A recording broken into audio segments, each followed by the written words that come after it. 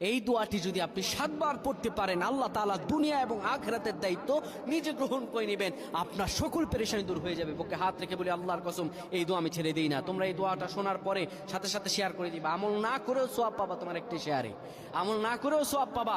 আল্লাহ তাআলার সওয়াব দান করবেন, রিজিকে বরকত দান করবেন, মনের আশাগুলো পূরণ করবেন।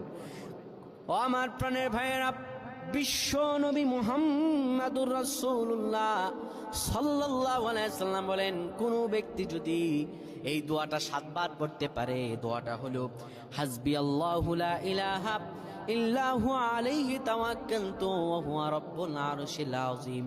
কোন ব্যক্তি যদি এই দোয়াটা পড়তে পারে খালেস অন্তরে সকালে 7 বার আর মাগরিবের পরে 7 বার পড়তে পারে, আমার আল্লাহ রাব্বুল আলামিন বড় বিপদ থেকে তারে বাঁচিয়ে দিবেন। তার দুনিয়া এবং আখিরাতের দায়িত্বগুলো আমার রাব্বুল আলামিন নিজে গ্রহণ করে নেবেন।